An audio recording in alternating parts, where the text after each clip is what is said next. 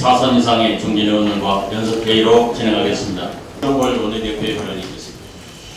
예, 지난 2분기 민간 소비가 0.3% 마이너스를 기록했습니다. 정부는 근본적인 대책을 안 내놓고 대중요법만 남발시키고 있습니다. 정부는 내수 불황의 원인을 메르스 탓으로 전가하고 있습니다. 정부가 발표한 개별 소비세 한시적 인하 조치의 배경에는 이런 안이한 인식이 깔려 있습니다. 내수 불황 소비 침체는 우리 경제의 구조적 요인 때문이기 때문에 그렇습니다. 우리나라 노동시장은 분속기간 5년 안팎, 임시적 근로자 비율이 23%에 이릅니다. 600만 영세 자영업자 중 올해 상반기에만 11만 명이 폐업했습니다. 1130조에 돌파한 가계부채도 서민들의 지갑을 꽁꽁 얼어붙게 하고 있습니다. OECD 4배 달하는 노인 빈곤율도 소비 유축을 부채질하고 있습니다. 개별 소비재 한시적 인하 조치는 철진한 낙수 효과를 제대하는 것에 불과합니다.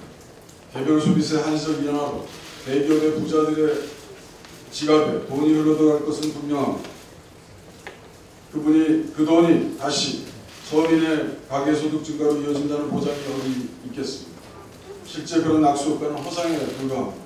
정부 대책을 대기업과 부자들에게만 혜택이 가는 소비 활성화에게서 서민 가계 소득을 늘리기 위한 정책으로 전환해야 합니다. 수경 편성에도 불구하고 정부가 전망했던 3.1% 성장은 요원해 보입니다. 내년 올해보다 경기가 더 어려워질 것으로 보여 확장적 재정 운영의 필요성이 더 커질 것이 분명합니다. 경제가 침체되면 가장 먼저 주름이 지는 것은 서민과 청년층입니다. 정부가 대기업과 부자들의 살림살이 걱정보다 서민 살림살이를 먼저 걱정해 주기 좋다. 오늘 예정된 국회가 잡혀 있습니다.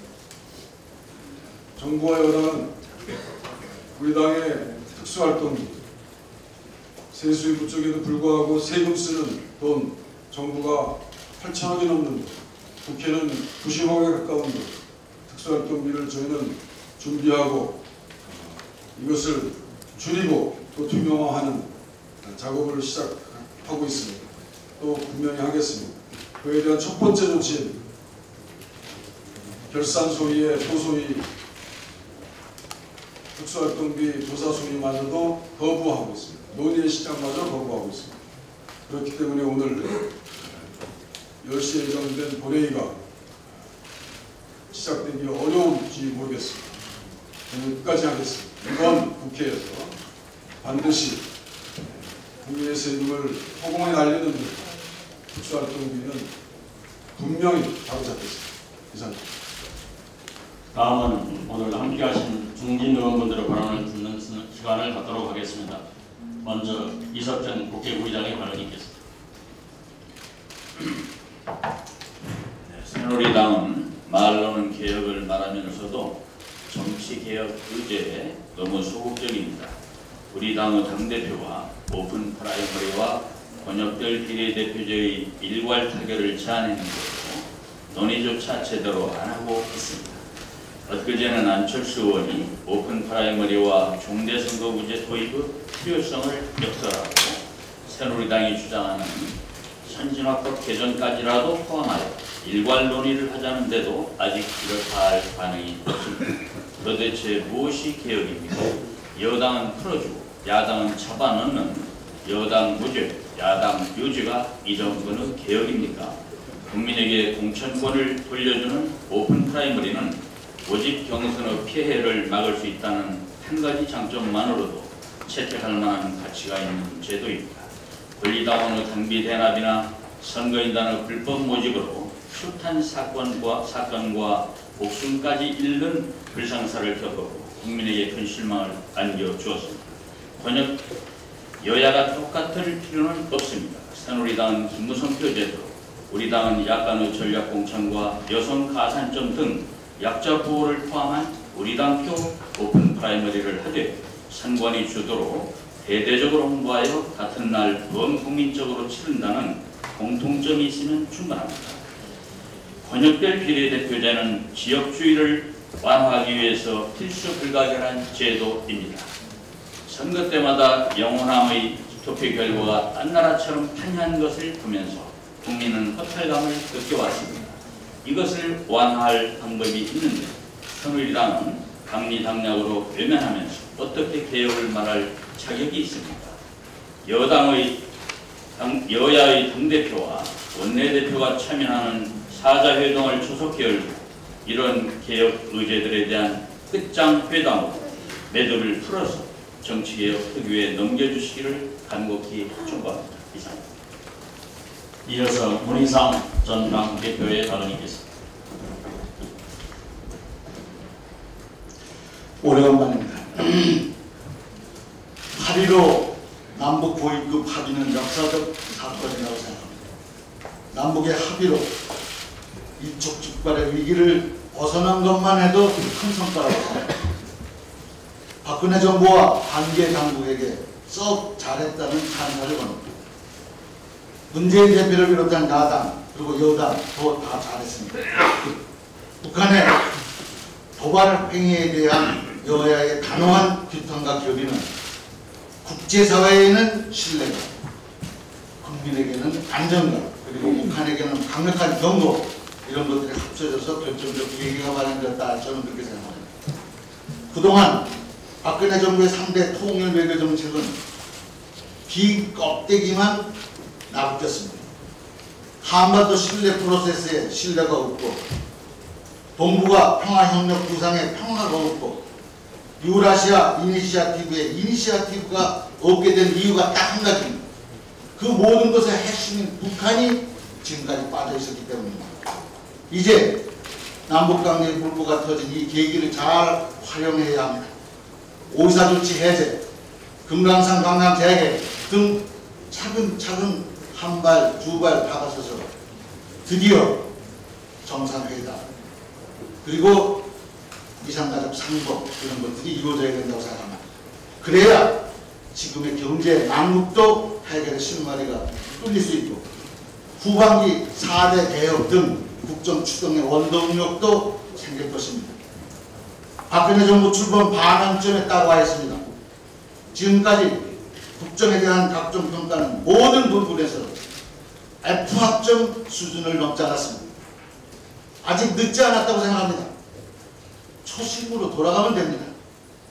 지금부터라도 소통의 정치, 통합의 정치로 그 길로 나아가기만 한다면 경제민주화, 복지, 한반도 평화를 실현할 수 있을 것입니다. 바로 그것이 시대 정신이고, 바로 그것이 박근혜 대통령의 대선 공약이었음을 분명히 말해둡니다. 그렇게만 하면 박근혜 정부도 성공할 수 있고, 우리도 그것을 또 바라고 또 바랍니다. 한 말씀만 보태겠습니다. 선거 주무장관인 정경석 장관이 여당 연찬회에서 총선 필승을 외쳤다고 합니다. 대명천지에 어떻게 이런 일이 일어날 수 있습니까? 당적을 가졌던 노무현 대통령께서 17대 총선 때 열린우리당이 잘 됐으면 좋겠다, 그 말 한마디로 탄핵까지 당하지 않았습니다. 과연 적시적 중립 의무를 무시하겠다는 것입니다. 이런 장관을 그냥 두고 내년 총선을 치를 수 있겠습니까? 대통령께서는 당장 행자부 장관을 해임하거나 본인 스스로가 물러나거나, 그렇지 않다면 탄핵 소출당에 마땅하다고 생각합니다. 이상입니다. 이어서 정세균 전 당대표님의 발언이 있겠습니다. 우리 추승용 최고위원이 이렇게 와 계시니까 참 좋습니다. 지난 월요일 날 이제 주최부가 오셔서 우리 당을 지지하는 많은 국민 여러분들, 또 당원 동지들이 당을 신뢰하게 되고 안심을 하게 되었다고 합니다. 참으로 잘 오셨습니다. 그간에 걱정이 많았죠. 이제 우리 당이 하나가 되어서 총선 승리를 위해서, 그리고 정권 교체를 위해서 매진해야 된다고 생각합니다. 옛날에 한 지붕 두 가족이다, 뭐 그런 비아냥을 들었던 적이 있습니다. 우리 당이 이제는 그야말로 한 지붕 한 가족이 되어서 절대 이가 빠지는 일이 없이 이렇게 촘촘하게 지도부가 지도력을 잘 발휘해 주실 것을 기대하면서 우리 주승용 최고위원님의 결단에 대해서 진심으로 환영해 마지 않습니다. 총선이 7개월이 앞으로 다가왔습니다. 저는 국회 정개특위가 이렇게 지지부진한 것에 대해서 참으로 통탄해 마지 않습니다.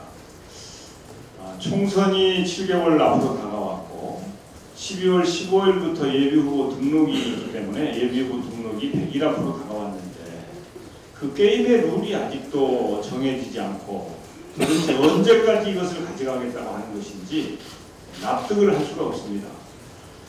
우리가 지금 가지고 있는 공직선거법의 입법 취지는 원래 전국 선거의 경우 1년 전에 그 룰을 정하도록 이렇게 입법 취지가 그렇게 되어 있습니다.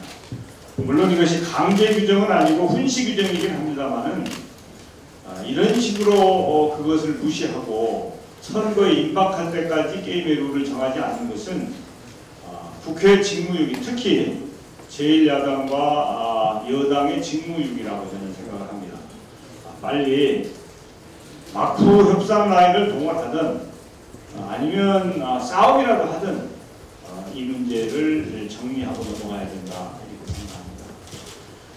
옛날에 쭉 이렇게 지금 한번 지내보시면 지금부터 한 10년 전에 지방선거를 하기 위해서 1년 전에 선거 게임의 룰이 정해진 것 말고는 한 번도 제때 한 적이 없습니다. 심지어는 4월 선거인데 2월 국회에 가가지고 선거법을 정한 경우도 있어서 국회가 참으로 좋지 않은 그런 문화를 가지고 있는데 이것도 고쳐야 된다고 생각합니다.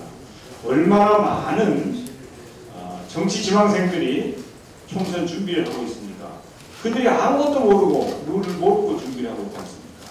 기득권자인 현역들에게만 유리한 이런 상황을 끌고 가는 것은 결코 이건 선이 아니다 이렇게 저는 생각합니다. 지난 MB 정부 때는 이제 영어가 오린지로 대표되는 이제 영어 중시의 그런 정권이었는데 지금은 우리 박근혜 정부 들어와서는 이제 국어가 중시되는 시대를 맞은 것 같아요. 국어 중시야 저는 적극 환영할 일입니다만 우리 현재 정부 여당은 우리 국민들의 국어 실력이 믿었지 못했던지 한 문장 한 문장 친절하게 해설까지 해주고 있습니다. 남북 합의문에 나오는 북측의 유관평양에는 주어가 있다 이렇게 얘기를 하고 선거를 총괄하는 정부 부처 장관이 여당 연찬회에서 총선 필승을 외쳤는데 여기는 주어가 없다고 얘기합니다. 하지만 국민은 바보가 아닙니다.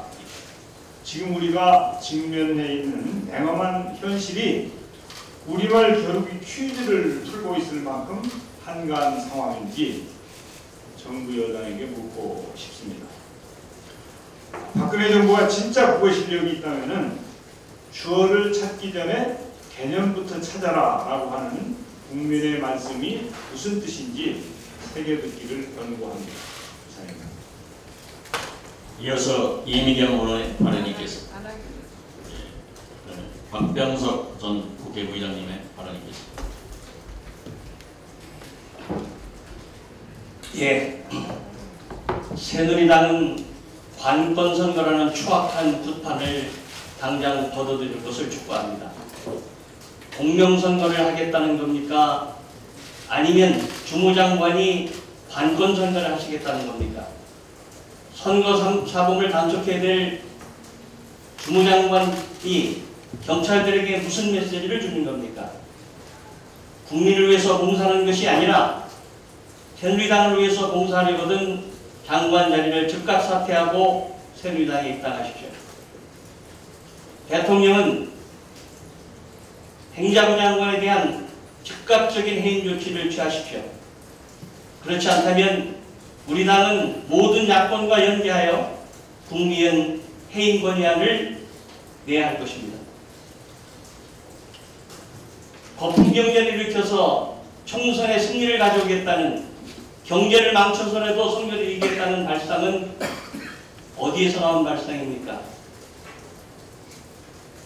거품 경기가 꺼졌을 때 서민과 청년층이 가장 큰 피해자인데 서민과 청년층을 희생으로 삼아서 총선을 승리하겠다는 발상을 우리는 경악하지 않을 수 없습니다. 새누리당 지도부의 집단 양심의 마비를 규탄합니다. 주화가 빠졌다.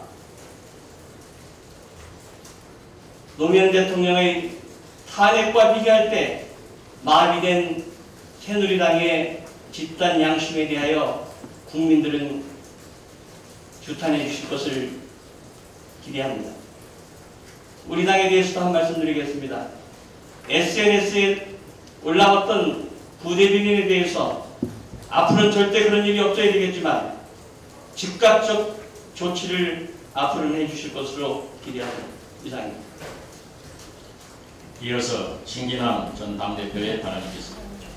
오늘 저희를 중심위원이라는 이름으로 이렇게 불러주셔서 감사합니다. 서로 소통하는 그런 좋은 기회가 될 거라고 생각합니다. 네, 저희뿐이 아니라 앞으로 당 원로들 계시잖아요. 그 원로들 그분들도 앞으로 좀 모셨으면 좋겠어요. 이런 자리에.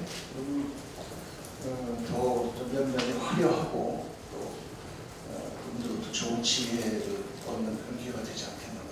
그런 자리에 마련해 주셔서 부탁합니다. 오늘 자리가 꽉 찼어요. 우리 양 대표님 계시고 지금 다 오시고 특히 제 해군장교 동기생인 주승용 최고위원님 오셨네요. 저 고맙습니다. 제가 평소에 간곡하게 부탁했잖아요. 해서 당국 와주십사 와주셔서 감사합니다. 네. 앞으로 저희 당이 단결해서 오직 총선 승리 그리고 대선 승리를 위해서 그리고 매진에 나는 계기가 되기를 바랍니다. 국민의 기대 눈높이에 맞추어서 혁신의 길 잘 수행해 나가는 계기가 되기를 바랍니다. 감사합니다. 이어서 김성권 중앙위원회 의장의 발언이겠습니다. 네, 유일한 호남 사선위원입니다. 제가 최근 호남 지역을 다니다 보면은 얼마 전까지 좀 거세게 보였던 분당 또 신당 이런 논의들이 좀 많이 잦아들어서 상당히 다행이라고 생각합니다. 우리 지도부와 또 혁신이 그리고 모든 당원들이 함께 노력하는 결과라고 생각하고 감사를 드립니다. 다음 달에 우리 민주당 60주년 기념식이 예정돼 있습니다. 그래서 차제에 지금 당 밖에 있는 과거 우리 민주당과 같이 했던 인사들까지 이번 60주년을 계기로 해서 저희 당을 중심으로 새롭게 좀 큰 집을 짓고 총선을 준비하는 그런 계기가 됐으면 좋겠습니다. 이상입니다. 다음으로 김영환 의원의 발언이겠습니다. 지금 우리 당이 총선에 승리하고 또 대선에 집권하기 위해서는 뭔가 다른 그랜드 디자인이 필요하다는 생각을 저는 갖고 있습니다. 노무현 김대중 대통령 때의 정책 노선 계승하되 이것과는 뭔가 다른 새로운 정책이 구체적으로 마련되지 않고 우리 당이 집권하기 어렵지 않나 생각합니다. 이번 남북관계에서는 참 찬들이라고 생각합니다. 또 우리 야당도 잘 대응했다고 생각합니다. 그러나 이런 과정 속에서 여권의 전국 주도력이 확보되었고 또 동력이 집권 후반기에 마련됐다고 생각합니다. 이런 상황에서 야당은 우리의 정책, 우리의 대안이 구체적으로 마련되어서 국민들에게 희망을 줄 때 집권도 총선 승리도 가능하다 생각합니다. 저는 중국과 대만 사이에 이루어지고 있는 실질적인 경제 교류와 통합에 대해서 주목하고 있습니다. 부정 동의의 원칙, 선경후정의 원칙, 선이후난의 그런 원칙들이 관철되어서 남북 관계 못지않은 중국과 대만 관계가 실질적인 통일 단계로 진입하고 있습니다. 이것과 관련해서 우리도 구체적인 남북 문제에 대한 대안을 제시해야 된다. 그동안에 저는 남한에 북한공단을 만들어야 된다는 주장을 해왔습니다. 북한의 남한공단이 아닌 강화도 북단의 교동도, 포천, 연천, 철원 이런 등지에 공단을 만들고 북한의 노동자가 남쪽으로 내려와서 노동하고 올라가는 개성공단의 역발상의 남한의 북한공단 같은 것을 우리 당의 정책으로 채택하면 어떻겠나 하는 그런 생각을 갖고 있고 이것을 좀 구체화하면 좋겠다고 생각합니다. 북한의 신재생 에너지를 공급하는 문제를 적극적으로 검토해야 된다고 생각합니다. 태양열과 풍력 같은 소단위의 신재생 에너지를 공급하고 그래서 북한 주민들에게 실생활에 필요한 최소한의 에너지를 공급하는 문제는 핵 문제와 연계되지 않으면서도 북한에 실질적인 도움을 줄 수 있는 정책이라고 생각합니다. 북한에 어고와 그물을 보내고 남쪽에 수산물을 가져오는 방안 같은 것을 강구하는 것도 좋은 정책이라고 생각합니다. 북한에 인프라를 깔아주고 항구의 저반시설과 도로를 항만을 만들어주고 북한의 광산물을 가져오는 그런 교류 방식도 상당히 좋은 방식이라고 생각합니다. 중소기업 중앙회와 전경련이 평양에 사무소를 내는 문제에 대해서 적극적인 우리가 지원을 하는 것도 좋은 방안이라고 생각합니다. 제가 지금 그냥 이렇게 생각나는 대로 몇 가지 말씀드린 것은 우리 야당도 뭔가 방어, 공격, 비판 이것만 하는 것이 아니라 우리가 실질적인 대안을 내놓고 국민들에게 지지를 받아야 된다고 생각합니다. 지금 성장 동력이 고갈되어 있고 사회 양극화가 심화되어 있고 청년 실업이 극계단에 있는 상황 속에서 야당이 구체적인 대안이 마련되어서 하나하나가 제시되지 지금 통일 문제에 대해서 거론한 것과 같이 그런 대안을 마련하지 않는 한 우리는 서서히 죽어가는 집권하지 못하는 그런 물고기 신세가 될 가능성이 있다 이렇게 생각합니다. 그래서 우리가 좀 더 분발하고 구체적인 정책이 수도 없이 많이 있다고 생각합니다. 창발적인 사고가 필요한 시점이라고 생각합니다. 먼저 주성용 최고위원의 발언이 있겠습니다. 저는 최근 들어서 총선을 앞두고 장관들의 부적절한 발언에 대해서 말씀드리려고 했습니다만 앞에서 우리 중진 의원님께서 좋은 말씀을 해주시기 때문에 제 발언을 생략을 하고 오늘 이렇게 만나서 저희 좀 신상과 관련해서 한 말씀 좀 말씀을 드리겠습니다. 그동안 많은 심려를 끼쳐드려서 죄송스럽게 생각합니다. 그리고 밖에서 제가 최고위원 사퇴했을 때 많은 걱정도 해주시고 또 자문도 해주시고 또 우리 신기남 의장님께서는 또 제 복귀를 적극적으로 이렇게 의원총회에서 발언도 해주시고 그렇겠습니다. 고맙습니다. 저는 정말 일단 사퇴를 한 신분에서 다시 복귀한다는 것은 정말 견딜 수 없는 괴로움이었습니다. 고문이었습니다. 참 그렇지만 선당 무사의 입장에서 욕을 먹을 각오가 아니면 들어올 수 없는 그런 심정이었습니다. 문재인 대표를 비롯해서 임상봉 핵심위원장 그리고 많은 선대 동료 의원님들께서 무조건적인 복귀를 요청해 주셨고 특히 제 지역구인 전남의 국회의원들 10분이 전원이 무조건 복귀해야 된다 말씀에 그 지역구 주민들의 여론도 있어서 정말 기호지세의 자세로 복귀를 했습니다. 그동안 당이 어려웠던 점을 만회하는 입장에서도 더 열심히 우리 당이 내년 총선 대선에서 승리할 수 있도록 제 역할을 충분히 하도록 하겠습니다. 그동안 걱정해 주셔서 고맙습니다. 이어서 전병원 최고위원의 발언이 있겠습니다. 예, 우리 최고를 자리를 비웠기 때문에 처음 만났습니다만 다시 한번 복귀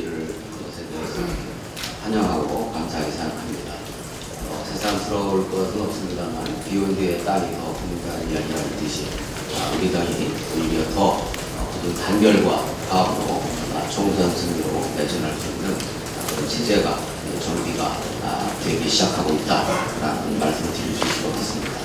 우리 김성건 선배님께서 말씀하신 것처럼 민주창당 60년 기념 사업을 계기로 해서 우리가 자랑스럽게 지켜오고 싸워왔던 민주, 민생, 통일의 가치에 대해서 다시 한번 되돌아보고 그리고 우리가 그 자산을 계기로 해서 발전적으로 나아갈 수 있는 길을 함께 과학과 단결의 에너지를 모아서 도약하는 중요한 계기로 만들겠다는 다짐으로 중진회의 연습회 자리에서 선배님들께 가오를 말씀을 드립니다. KSOI에게 의뢰를 해서 지난 24일과 25일 양일간 박근혜 정부의 경제민주화와 민생정책에 대한 여론조사를 실시했습니다.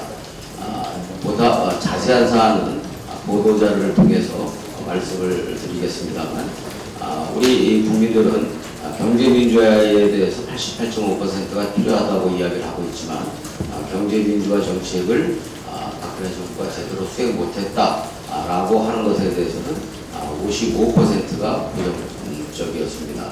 잘못했다고 평가를 하고 있는 것입니다. 박근혜 정부 임기 1년에 같은 조사에서는 60.1%가 긍정적인 기대가 있었습니다만 1년 반 만에 완전히 바뀌어서 반환점이 돈 상황에서는 국민들이 더 이상 박근혜 정부의 경제민주화 정책에 대해서 기대를 하지 않고 있음이 수치로 나왔습니다. 또 박근혜 정부가 중심 경제 과제로 추진하고 있는 창조 경제에 대해서도 성과가 없었다는 부정적인 평가가 61.2%로 긍정 평가에 대해서 2배가 많았습니다. 고질적인 이 내수불황의 고통을 받고 있는 서민 경제와 골목 경제의 고통을 해소하기 위해서는 역시 그 지름길은 경제 민주화이다라는 말씀을 드리고 다시 한번 우리 당에서 제기하고 있는 경제 민주화 시즌 2의 정책들에 대해서 박근혜 대통령이 심각하게 숙고할 것을 촉구합니다. 선거 주무장관 이른바 선거를 경제라고 한다면 주무장관의 입장인 행자부 장관의 심판과 다름없습니다. 심판이 어느 한쪽 편을 분명히 들겠다고 사실상 선언을 했습니다. 커밍아웃 중에서도 가장 추악한 커밍아웃이라고 생각을 합니다. 더 이상 심판이 스스로 편파적 입장이다 라는 것을 노고로 하고 선언한 만큼 심판의 자격이 없다고 할 수밖에 없습니다.